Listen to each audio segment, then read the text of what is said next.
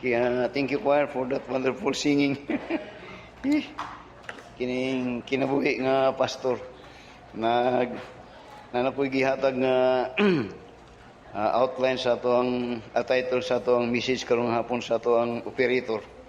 Then while I'm sitting there, nagadagan-dagan huna-huna akong gi outro ang message niya, nag-outline ko gamay.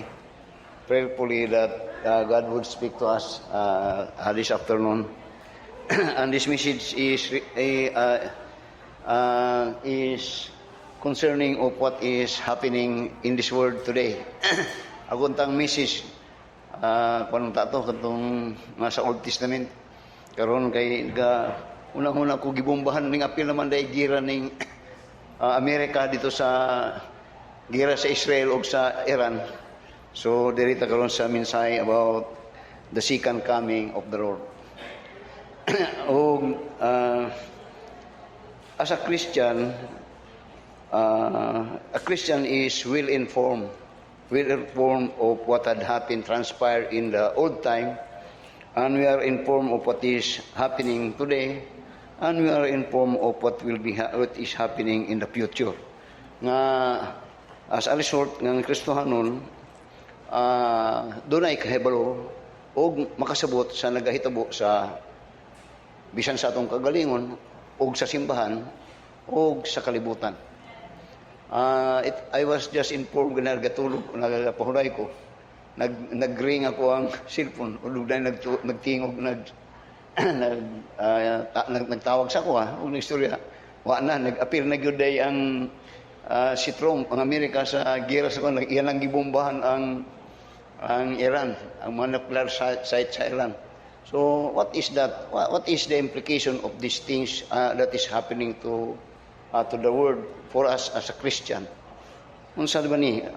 Unsay ato ang implication o unsay ang ngayon atong buhaton o unsay atong response nini?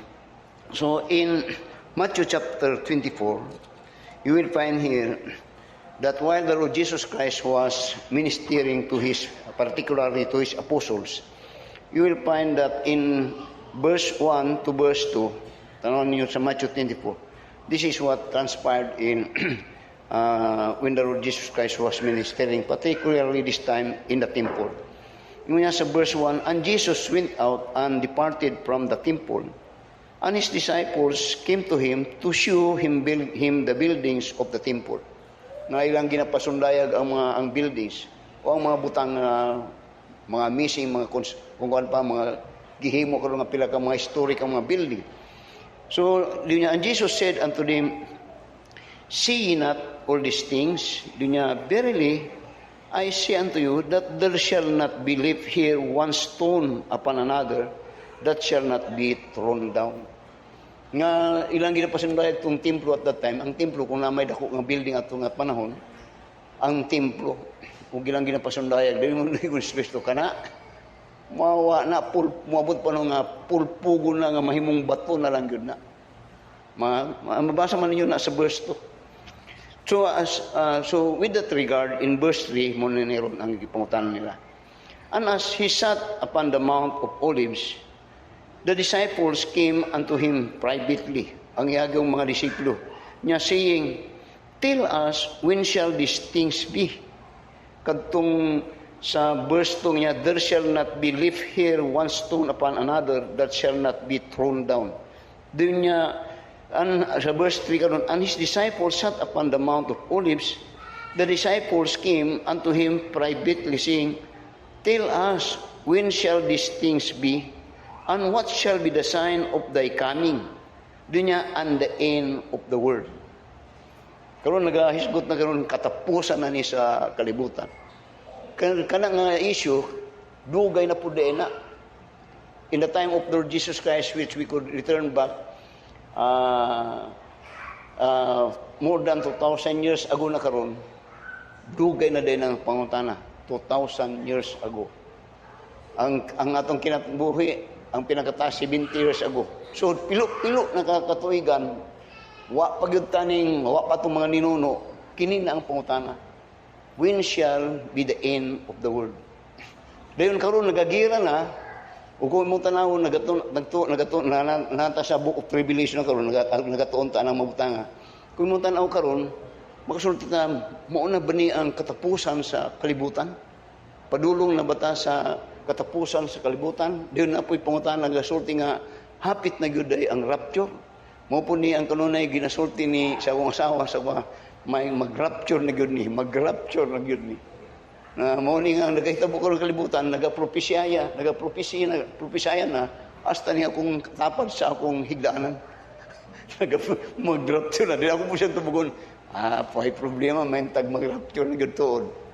So, ingon niya sa verse balik, ingon niya sa verse 3, tubag sa Ginoo sa pangutana sa iyang mga disciple niya. And then he sat upon the Mount of Olives.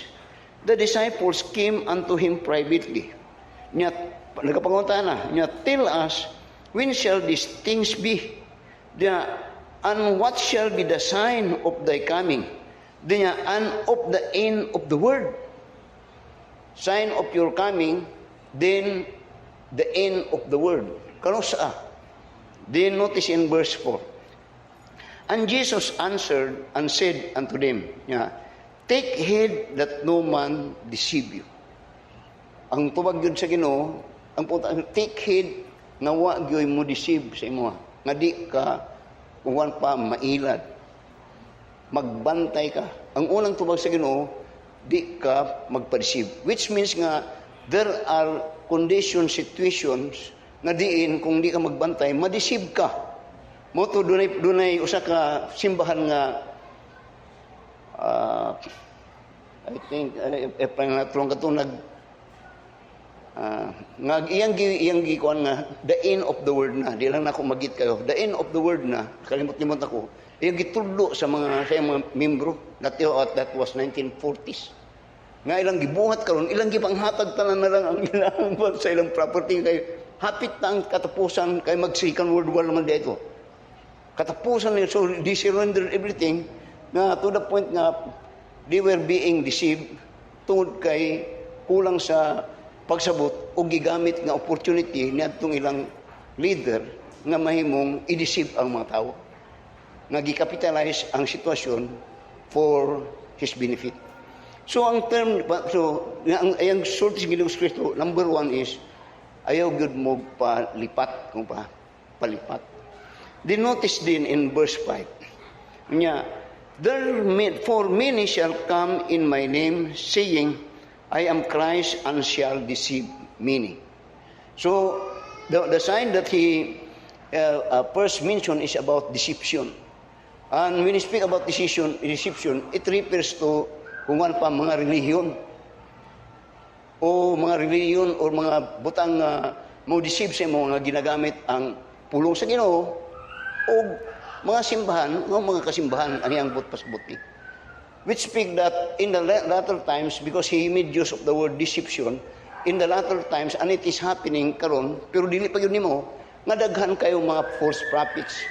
Which false prophets are become false because of their false teaching. Gani, ingon ni Apostol Pablo nga sa 1 Timothy chapter 4.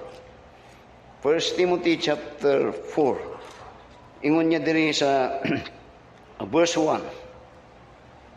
Abruptly nga pag-change sa itong message niya. Now the Spirit speak it explicitly that in the latter times some shall depart from the faith, giving heed to seducing spirits and doctrines of devils. Which doctrines devils, kung mo tanahon, kini mga deception. Ang di pagudmayo, that when speaking lies, ang di pagudmayo, ang daghan pud ang mga umusunod niini. So that, balik sa Matthew chapter 4, the second coming of Christ. So, notice din, after he made mention about, ayagod mo o pa ilan. Muna nga, importante sa simbahan, di nga magtuon. Muna tayo Biblia magtuon yun. Muna nga, kung naghang mga tao, nga religyoso, pero wala gatuon, wala desire nga magtuon.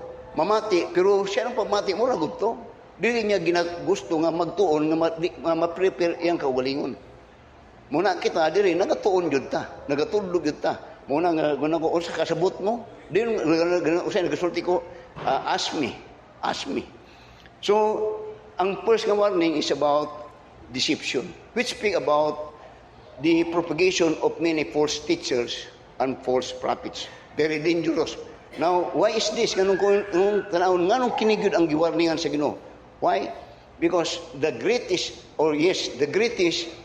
thing that will destroy ang mga tao is when they are destroyed spiritually. When a man is destroyed spiritually, the next thing that he'll do, he will force kadautan og dili maayo ay ang mga gawi og mga ginahimo. Mo nang gira karon din ha. So, din in verse 6, tanaw karon ayong sulti sa verse 6. And ye shall hear wars. Deception, ang sunod, gira na. And these wars actually had started long time ago. Hantod karon, gira. Bisan pag doon na tayo ganataw gani, I always say this, that in I think July, on the month of July 1945, muna ang na-organize ang United Nations. And the purpose of United Nations is every country, member country is united for peace, no war. Pero nitabo, ang nag-leader ni Amerika o Britain, sila ang leader. Pero actually, the greatest business of this country are armaments which are being used for war. Muna nga costly ka ng usalang kabumba o aeroplano, millions, billions na lagunang word. Pero ang niya, and ye shall hear wars. And where this time nagapamati ta og mga gira. Dugay na ning mga gira pud kanato. But these are wars. Di nga, and rumors of wars. Moabutay. See that ye be not troubled. Ang iyang panambagan, see that ye be not troubled. So, doon na siya panambagon. That our reaction to the hearing of wars and wars that you are witnessing, niya, be not troubled. Dahil hindi po ta usay kung maganila sarta, gaya daw na ko ka-istorya ganyan, binin mo kininggira sa Israel o sa Middle East, particularly America, involving America. Mo bisag wala tay kung wala tay appealing, pero maepektuhan ta economically. Mo tayo na ko mag-expect yun tani nga mo raise ang ato ang mga magmahal atong paliton tungod kang kita we are very dependent on oil to this foreign country, especially sa Amerika. So there are wars, but nga see ye not that but that ye be not troubled, for all these things must come to pass, dinya, but the end is not yet. Muna kung mag-contact mga gira, ayo ka na, the end of the world na ni. Wala kagabasa. Ingon sa Biblia, but the end is not yet. Nagbuot-buot ka, kalibot, muna na end sa kalibutan. Kung anak ka nga Kristiyano, kagabuot-buot ka, wak kagatoon. Diyon sa Ginoo nga, but the end is not yet. Nagbuot-buot na ka. Now, muna ko ganiha, naka-prepare na kong message. Pero akong gibag-uni karon, kalit-kalit. Maybe it could help us. And it will help us. So, ang sorti, nil it. First, and ye shall hear of wars and rumors of wars. See that ye be not troubled. Diyon niya, for all these things must come to pass. Diyon nga po niya, but the end is not yet. Is not yet. Sibot ni mong pasibot, Pastor, there will be more troubles. There will be more wars. Then, iwan niya, sa verse 7 niya, for nation shall rise against nation, and kingdom against kingdoms, kingdom against kingdom, din niya, and there shall be famines, and pestilence, and earthquakes in diverse places. Yung ang greater emphasis diri is war, trouble. Then as a result of that war, trouble, famine, pestilence, then niya earthquakes. Pero sa ingon niya sa verse 8 din, in verse 8 niya, all these are the beginning of sorrows. All these are the beginning of sorrows.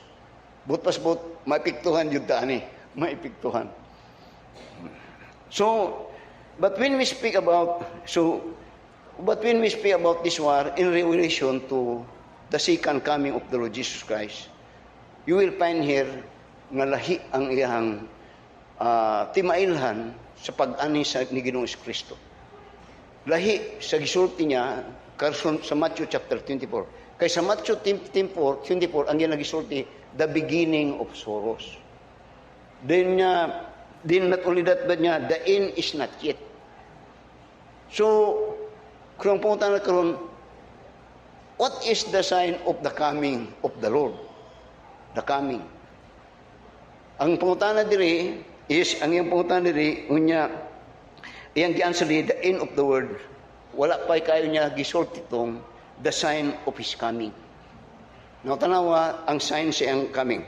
See, for instance, sa verse, actually na sa verse 15. But you will find here in verse 23.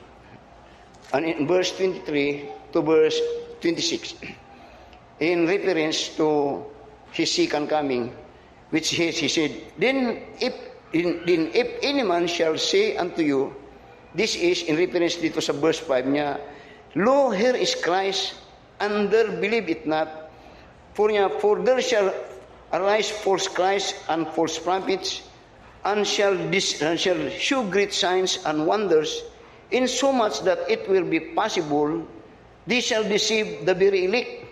Behold, I have told you before, wherefore, if they shall say unto you, Behold, he is in the desert, go not forth, behold, he is in the secret chamber, believe it not. Now, tanawon sa 2 Thessalonians chapter 2. 2 Thessalonians chapter 2.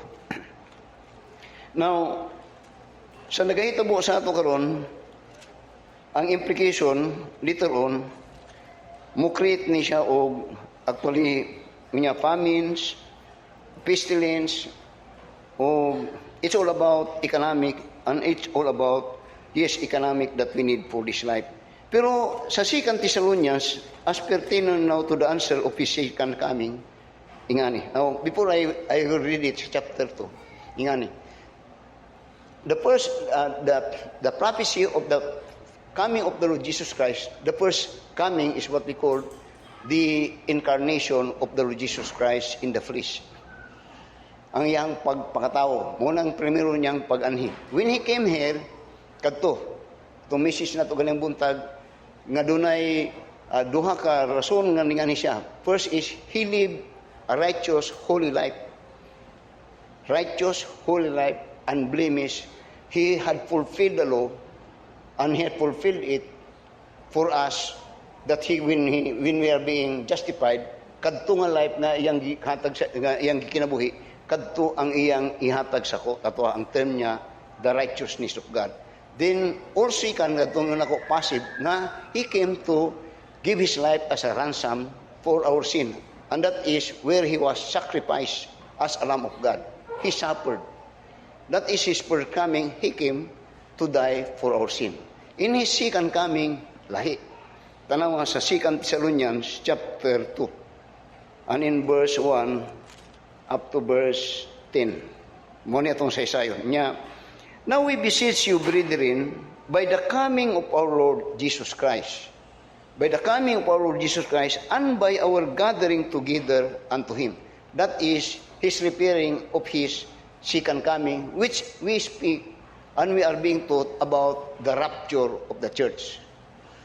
The rapture of the church. Ayang giniskutan na the rapture, which the rapture of the church, kung yung tanawon, ang program sa Ginoo in the book of Revelation, before the tribulation come, or katong panahon nga kasakitan, nga ngilngig nga hitabo, in which in that time the wrath of God will be poured out to the world as punishment for their refusing and denying the Lord Jesus Christ, will take effect, or yes, will take place, doon ay ginatawag nga rapture of the saints.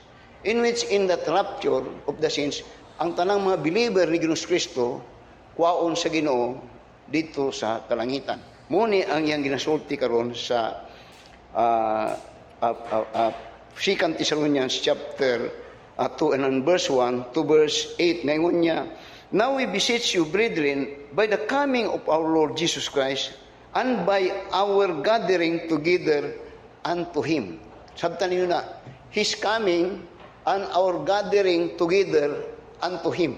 Kung kuan pa, halimbawa ako yung Ginoong Kristo, pag mag-gather, magkatapok, mag-gather na ang tanang magtuto ni Kristo.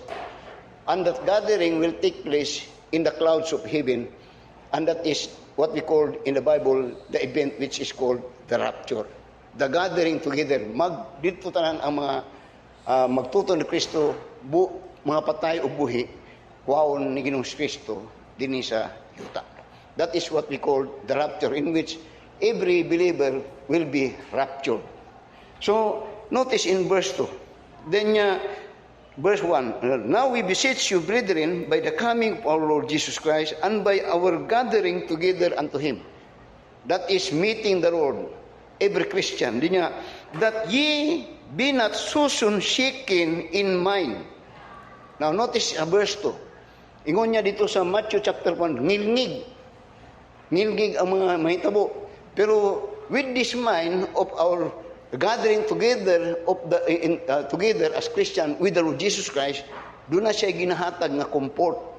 Ang comfort niya gihatag sa verse 2. Ngayon niya, that ye be not soon shaken in mind. What this thing that you will shake in our mind? Kini mga tabo nga mga tawag nga atong tawagon nga kalamidad caused by man and sometimes caused by natural event or even cause of God, earthquakes. Then niya, that ye be not soon shaken in mind or be troubled, neither by spirit nor by word nor by letter as from us, as the day of Christ is at hand. Now, tanawan gurmayo ang verse 2. Nagahatag siya comfort.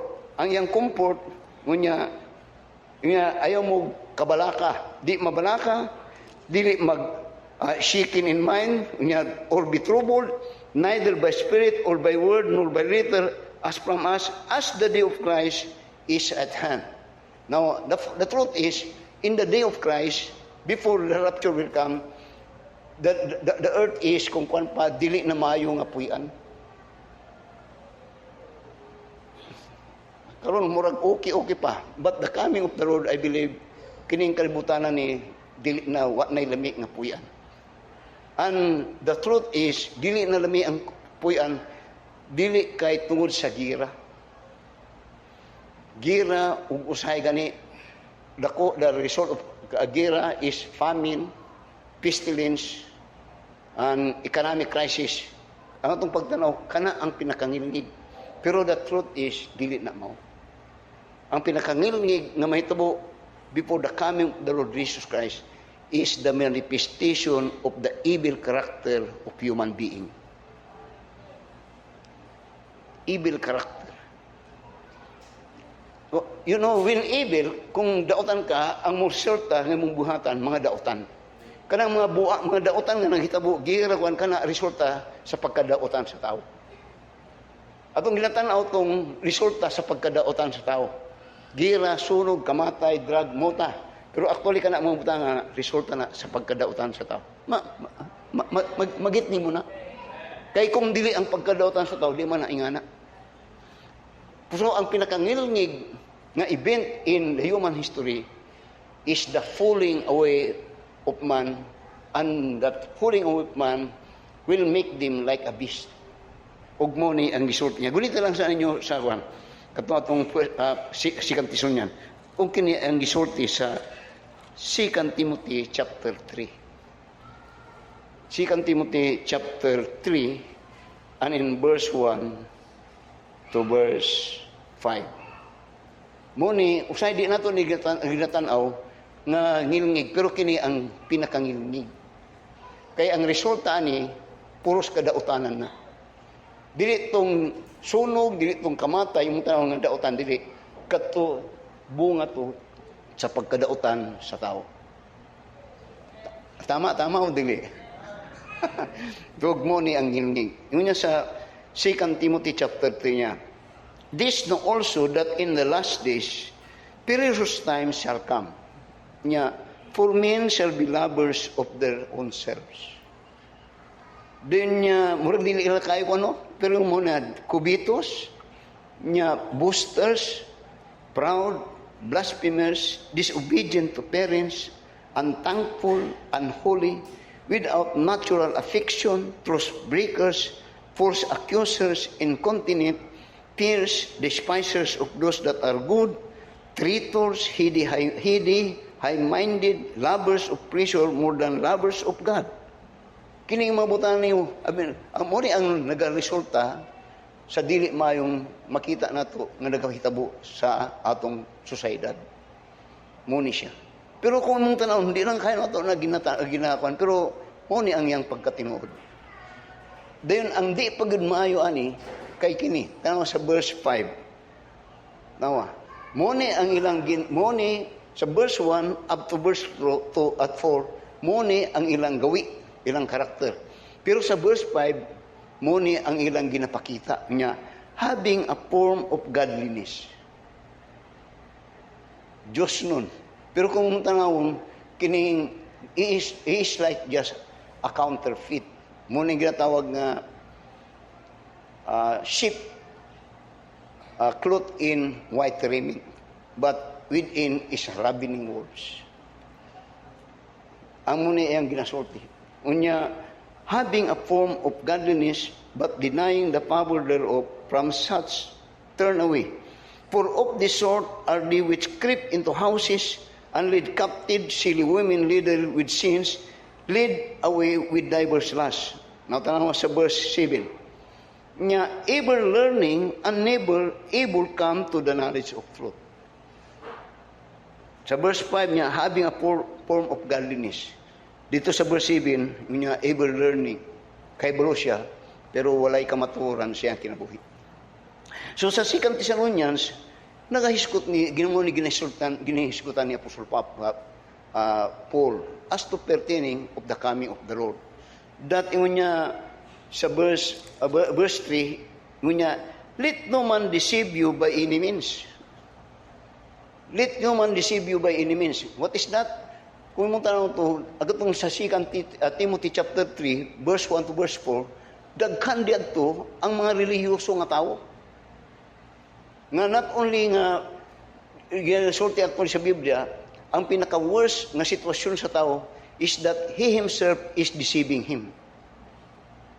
Nga iyang gina-deceive mismo ang iyang kaugalingon. Mo na'y pinaka-pangit o pinaka-daotan nga mahitabo sa tao. Nga nagpakatuo siya nga Kristohanon siya, pero sa tinuod, dili ba siya Kristohano?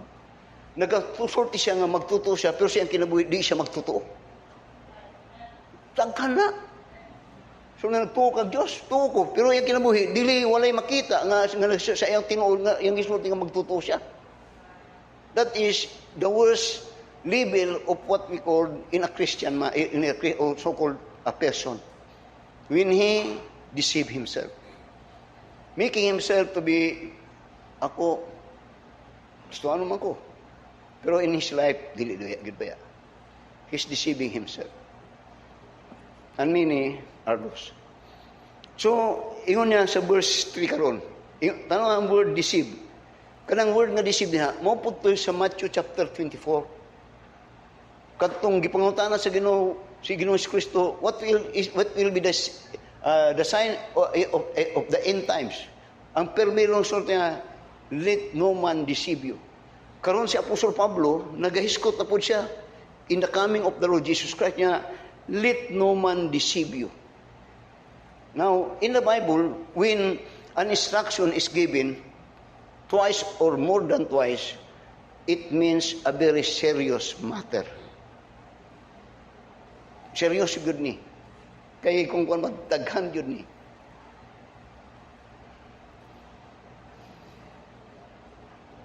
Mano, abin nyo, usay, nadaot ako computer. Nadaot. Kaya naulanan.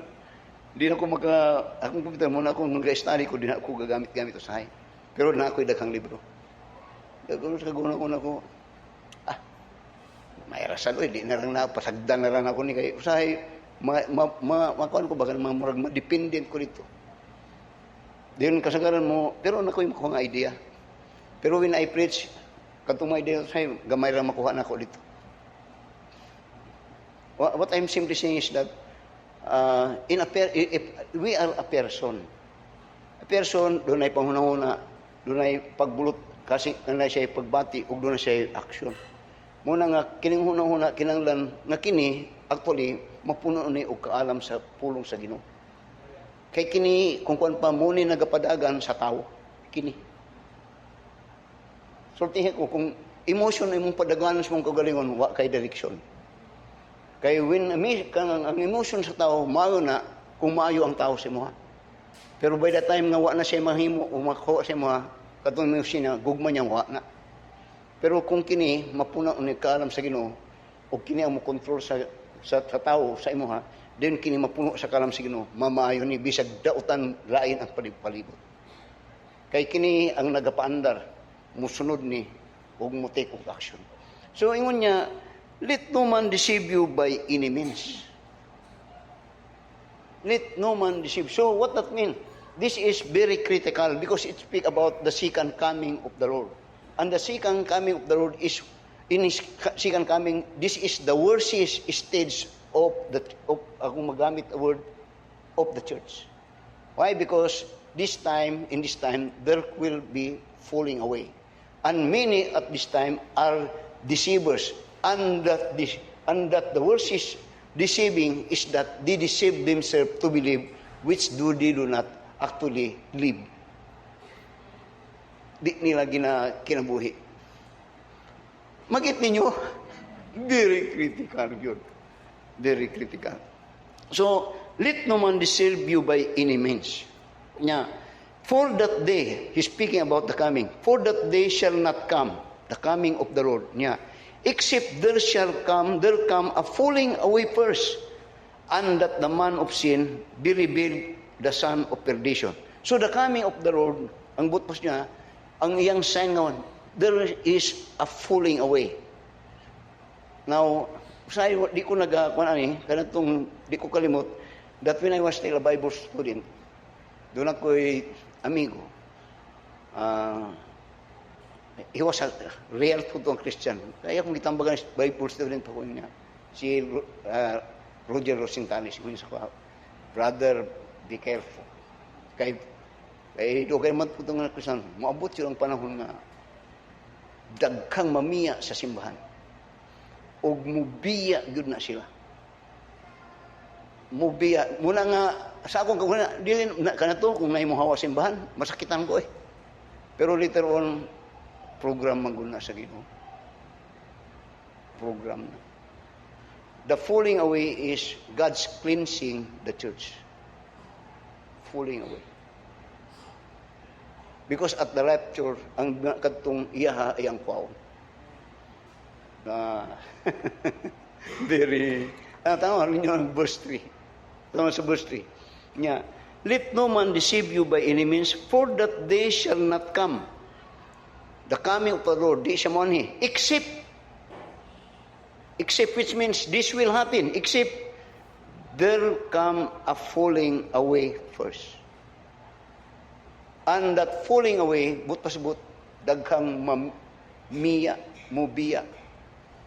mubiya sila. Din ang di pagmayo, kanato nagasort siya magtutuni. Pero later on, manghawa sila. Ngano man, because ingon ako at the day when Christ will come, perilous times, character of man very evil. Nga ma-discourage yun ka. Ma-discourage yun ka. Nga kasagayan ng sila sa itong principle, siya man gani. Sila man gani. Di ba nga na ba? Usay gani kung makahimo tag dili mo buhat usay dili mayo, kay bulo tag di mayo mo sulti sila man gani. Muna nga bantayanan ang pastor.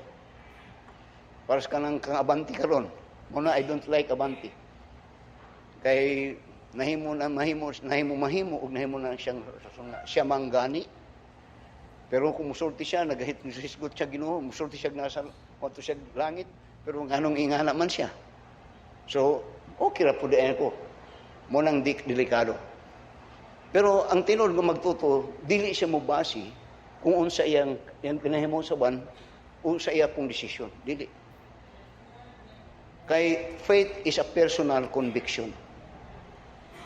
Faith is a personal conviction. Di ko nagapadiktar sa akong asawa. Pero ako siyang ginatudluan, o ako pero di siya makadiktar na huli nga mura na kong mga. Ay, panon ngayon ako, dili. Unay panon siya ko, di ko. O saya ako nga, mali ka. Ako ganay sulti. Bisag po ang asawa po, kung ang bana, mali, di ko. Kay now, each one of us had an individual wisdom that God would give us. It doesn't mean nga ang bana na puno sa wisdom sa Ginoo, nga asawa puno po wisdom dili na. Pero kung save sila, kana pwede. O wala bisag pag-save magkalahi. Bisag si Peter og si Paul gani. So ingon niya, let no man deceive you by any means, for that they shall not come except there will come a falling away first. Then the word falling away, din niya, and that man of sin be revealed, the son of perdition. So, the coming of the Lord Jesus Christ. Now, the coming of the Lord Jesus Christ is a thing that many had, kung one pa, had forsaken, or wala na silang pintada. Told kay, when we speak about the second coming of the Lord, it had been said 2,000 years ago. And at this time, it doesn't, wala man matuman. Now, moto nga, yun ako, a faith is believing the promise of God. One of the promise of God is His second coming. And Abraham was accounted to be righteous because he believed the promise of God. Though he waited for 25 years, but if you try to examine, before Abraham, there was a judgment that God had revealed. And that the revelation of God's judgment was given at the birth of Methuselah. That Methuselah lived for 969 years, in which that year God had made a promise for His judgment of the world. That is the flood. And it happened not only that after namatay siya Methuselah, but God extended another 40 years in the time of, I think, Noah, before it flood. But though it takes more than 1,000 years, but God's promise of judgment fall. And so, with the promise of His second coming, dugay na. Pero nagkalain-lain na ang mga interpretation.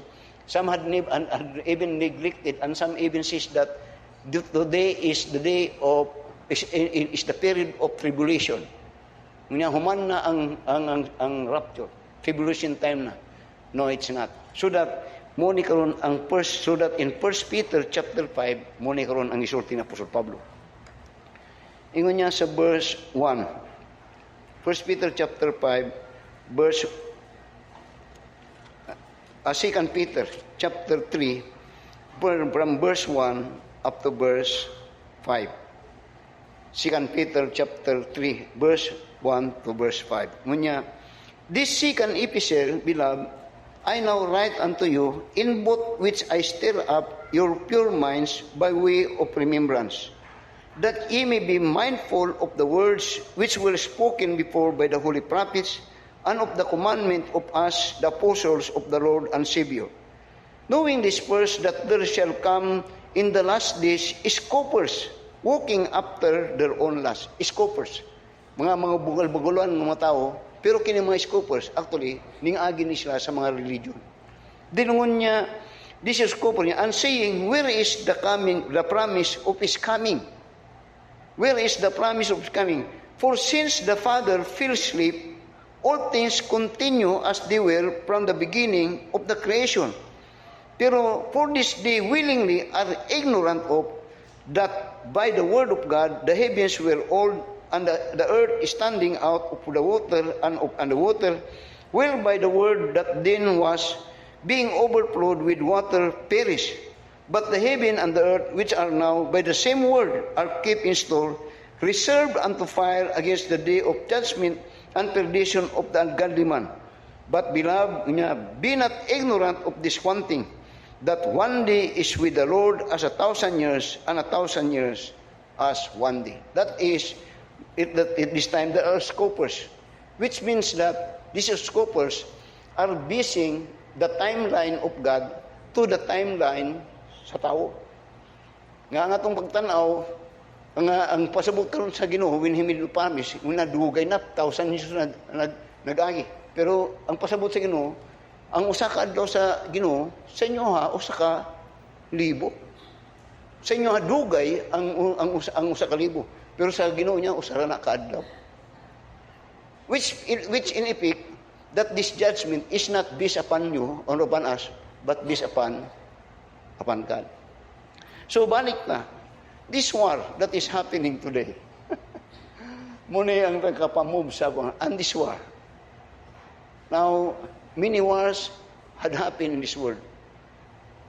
Kadtong First World War, World War I.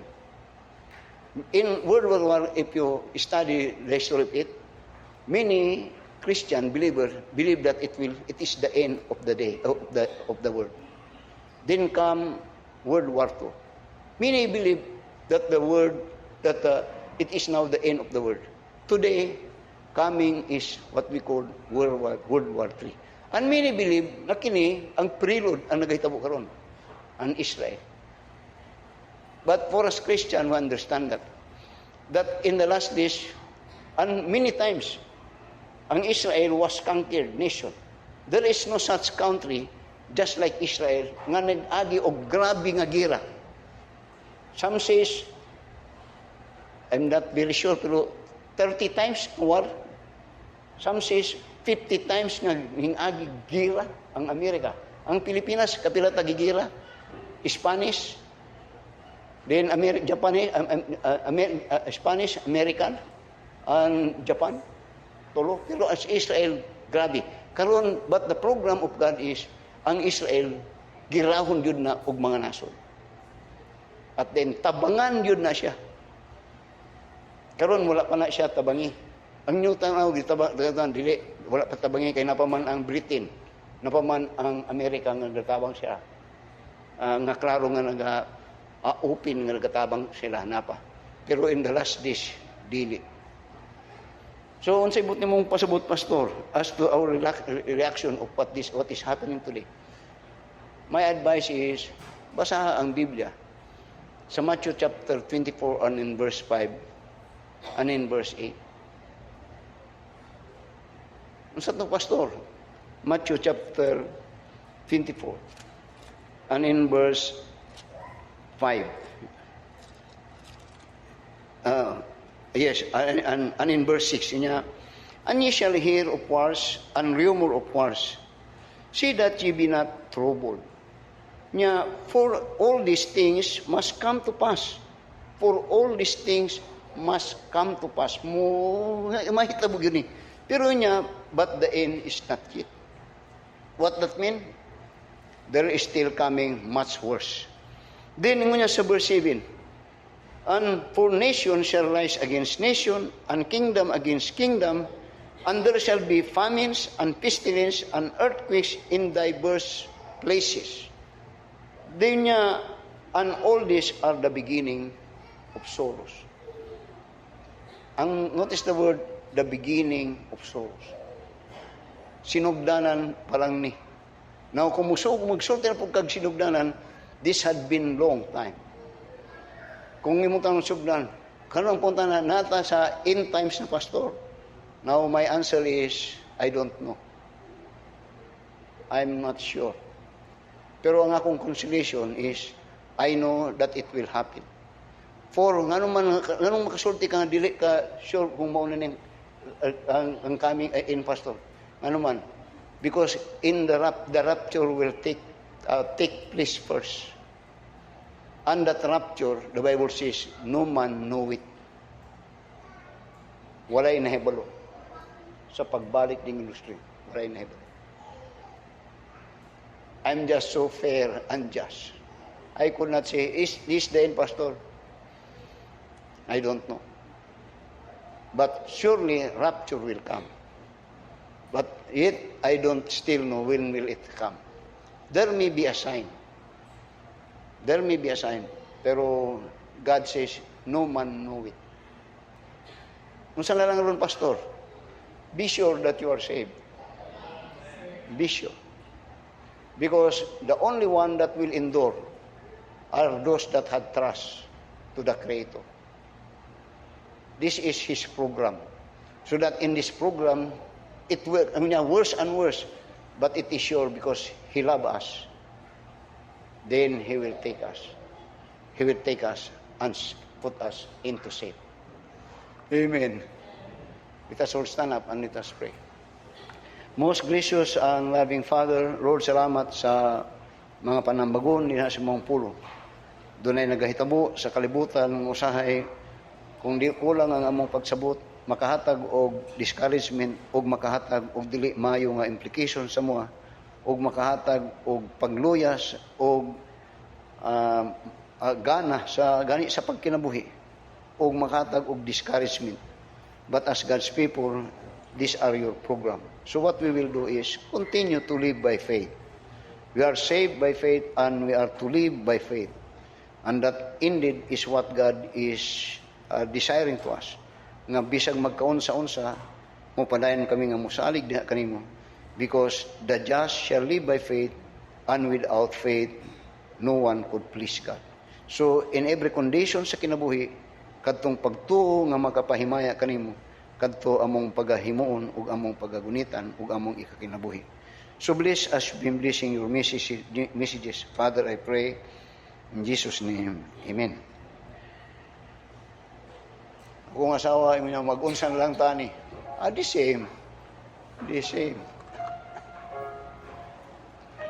When peace like a river attended my way, when sorrows like sea billows roll, whatever my lot thou hast taught me to say, it is well with my soul. It is well with my soul. It is well with my soul. Though Satan should buffet, the trial should come, let this bless assurance control, that Christ hath regarded my helpless estate, and had shed His own blood for my soul. It is well with my soul. It is well with my soul. My sin, oh, the bliss of this glorious thought.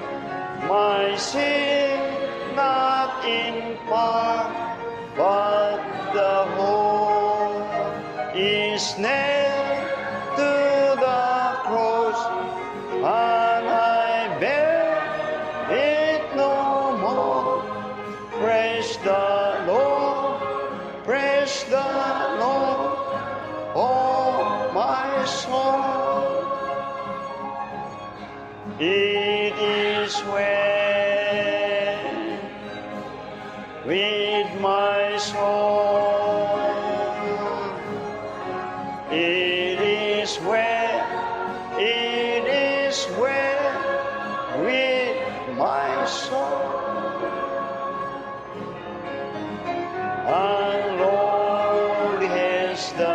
day when the faith shall be signed, the clouds be rolled by us a scroll, the trump shall resound, and the Lord shall descend.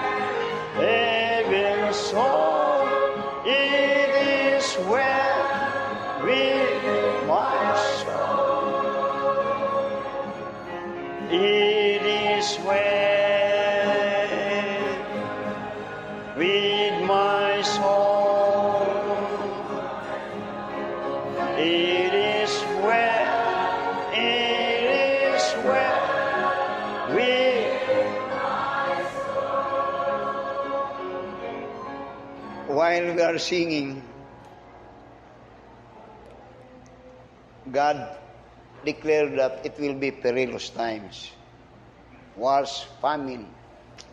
Pero umagunsa na lang ta, pastor. Muni ang gwapo nga tubag. In the time of Noah, God declares His judgment. He will flood the world. Noah was a saved person. Unsay gibuhat ni Noah?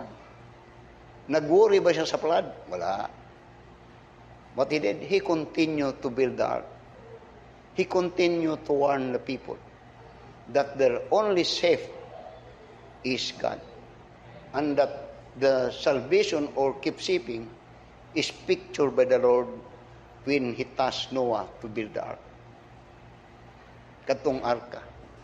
Wala nagawa na judgment. Ang patay yun talang mga tao. You know that. Pero siya kang Noah, kahibulo siya. Ipahibulo siya. Kitang Kristohan, ipahibulo ta. Si Noah, kahibulo siya. Pero he continue to proclaim, to build a proclaiming about the judgment of God. It will come. It will come.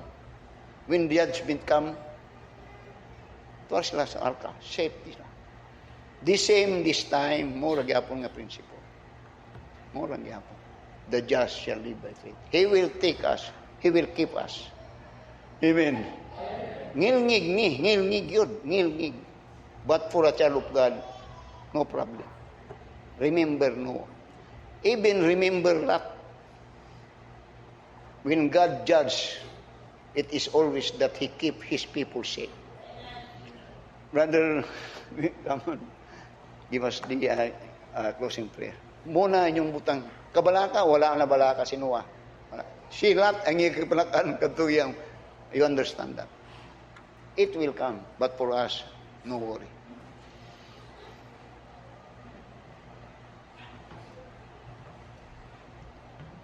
Okay, mag-ampot ha, among dalaygon, may gugmaon nga mahan.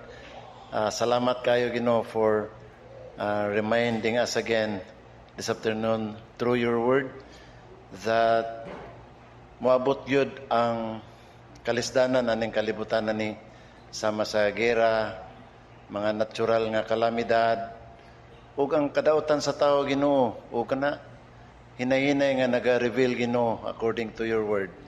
Ug salamat nga bisan sa taliwala niya na, Ginoo, we know nga isipti mo kami, Ginoo, just like what happened to Noah. Gisafety mo sila, Ginoo, ang magtotoo nga si Noah ug ang iyang pamilya. And the same gihapon ka nga pattern for today. I-safety mo gihapon kami, Ginoo. That is why in the last days there will be a rapture, and that rapture is for all believers. O nga dalaygon kayo kay Lord, kami malipayon. Do na kami in human nature dunay kabalaka.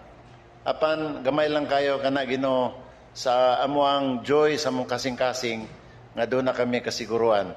Salamat, Ginoo, sa imong mga pulong nga naghatag kanamo kanunay og pag-inspire, Ginoo, og pag-encourage. Salamat sa presensya sa matag usa. Padayon ikaw nga uban kanamo sa matag adlaw starting tomorrow until the whole week, og pagbalik na pud usab namo sa sunod nga Domingo sa pagsimba kanimo, Ginoo. O ning kahapon nun, ubanan mo kami, panalingin ni gihapon ng amuang buluhaton, our Celebrity Sunday. Ikaw hatag o kalipay, matagusa sa among fellowship Ginoo. In Jesus' name we pray, amen.